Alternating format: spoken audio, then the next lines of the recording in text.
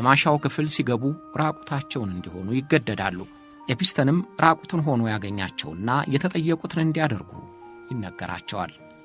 ሲሰናበቱ ከማስፈራሪያ ጋር 200 ወይም $300 ይሰጣቸዋል።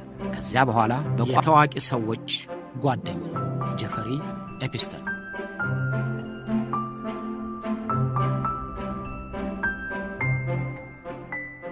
ከጥንት ጀምሮ እስከ ዘመናችን ድረስ ሀብትና ስልጣን የሚደጋገፉ ሆነው ይታያሉ። ባለስልጣን ሀብታሙን ሲደግፍ፣ ሀብታሙን ባለስልጣኑ በመንበሩ እንዲቆይ አይዞህ እያለ ሲደጋገፉ ይታያል።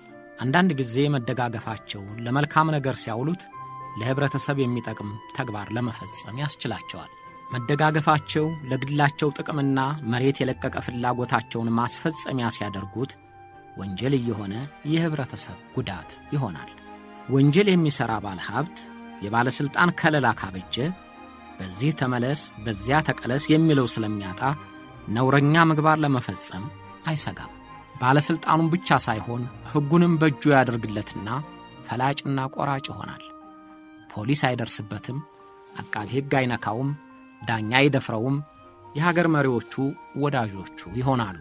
እንዲህ አይነት ድርጊት ሲፈጸም ፍትሕ ፈተና ላይ ይወድቃል።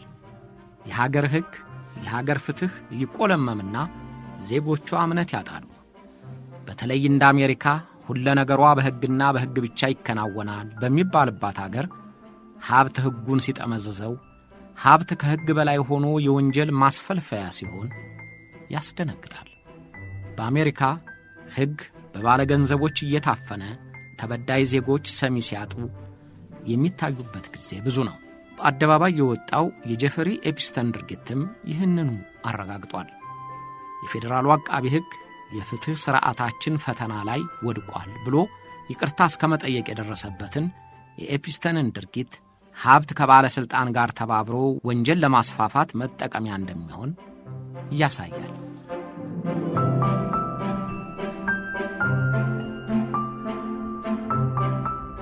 ጄፈሪ ኤፒስተን ብዙ ባለሀብቶች ላሏት አሜሪካ ከፍተኛው ባይባልም ቢሊዮነር ከሚባሉት ተርታ የተመደበ ነው። እስከ ኮሌጅ አልተማረም። ቀዳሚ ሥራውም መምህርነት ነበር።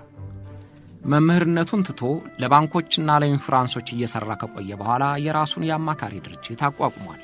በደላሎችና በጠበቆች ገንዘብ የተጭበረበሩትን ደንበኞች በመርዳት የጀመረው ሥራው ከባለ ሀብቶች ጋር አስተዋወቀው።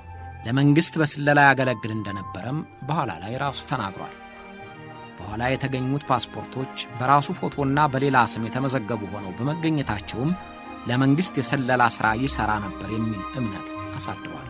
በፋይናንስ ተቋም የጀመራቸው ሥራዎች ወደ መንግሥት መረጃ አቀባይነት አሸጋግሮት በውጭ ሀገር የሚዘዋወር አደረገውና ብዙ ተጽዕኖ ፈጣሪ የሚባሉትን ሰዎች አስተዋወቀው። ባለሀብቶች፣ የሀገር መሪዎች፣ ተዋናዮችና ድምፃውያን ጭምር የቅርብ ወዳጆች ሆኑ። ኤፒስተን በፍጥነት በሀብትም በእውቅናም ተወነጨፈ።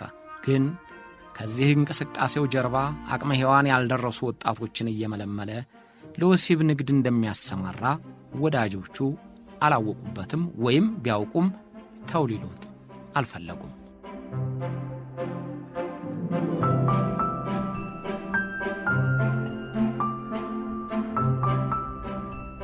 ጄፈሪ ኤፒስተን ባለ ቢሊየን ተብለው ከሚጠቀሱት ቱጃሮች ቁጥር ገብቷል ብያቸዋለሁ። ያለው ንብረት በ2000 ዓመተ ምህረት ከ$1 ቢሊዮን በላይ እንደሚሆን ተጽፏል።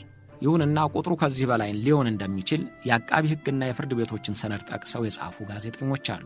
ኤፒስተን ኒውዮርክ ውስጥ በማናታሃም የሚገኘው ግዙፉ ቪላው $77 ሚሊዮን እንደሚያወጣ የአቃቢ ሕግ የባለሙያ ግምት አመልክቷል። ፍሎሪዳ በሚገኝ ባህር ዳርቻ በቨርጂኒያ ከሚገኙት ደሴቶች በቅዱስ ቶማስ ደሴት አቅራቢያ የሚገኘውን የግሉ ደሴት ገዝቶ የተሟላ ታላቅ ቪላና የእንግዶች ማረፊያ ሰርቶበታል። በኒው ሜክሲኮ፣ በፓሪስ ታላላቅ የሚባሉ መኖሪያዎች ባለቤት ነው። በደሴቱና በፍሎሪዳ ባህር ዳርቻ የሚገኙት ቤቶቹ በሰፊ ግንብ የታጠሩ፣ ምን እንደሚደረግባቸው ለተመልካች ሊያስታውቁ እንዳይችሉ ሆነው እየተሰሩ ናቸው።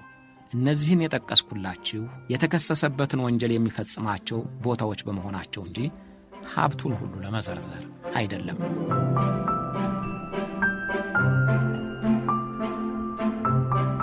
ጄፈሪ ኤፒስተን የንግድ ሥራው እየተቃናለት ሲሄድ በኋላ ወደ ቅጣት ሊዳርጉት የሚችሉትን ወንጀሎች መፈጸም ጀመረ። አብዛኛውን ጊዜ የሀብት ሀድራ የገባላቸው ቱጃሮች የቅብጠታቸውን ልክ ማበጀት እያቃታቸው ወደ ነውረኛ ተግባር ሲሸጋገሩ ይታያሉ። ኤፒስተን ከ16 ዓመት በታች የሆኑ ታዳጊ ልጃገረዶችን እየመለመለ ወሲባዊ ጥቃት ፈጸመባቸው። ለሌሎች ወዳጆቹም እያሳለፈ ሰጣቸው። ተበዳዮቹ እንደተናገሩት ከሆነ ኤፒስተን ወጣቶቹን የሚያገኛቸው በተለይ የረጅም ጊዜ ፍቅረኛው በሆነችው ማክስዌል በኩል ነው።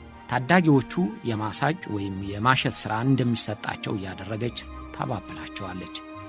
ወደ ኤፒስተን ቪላዎች ተወስደው የማሸት ሥልጠና ይሰጣቸዋል። ምልመላውም ሆነ ሥልጠናው በተናጠል ሆኖ በማሻው ክፍል ሲገቡ ራቁታቸውን እንዲሆኑ ይገደዳሉ። ኤፒስተንም ራቁቱን ሆኖ ያገኛቸውና የተጠየቁትን እንዲያደርጉ ይነገራቸዋል።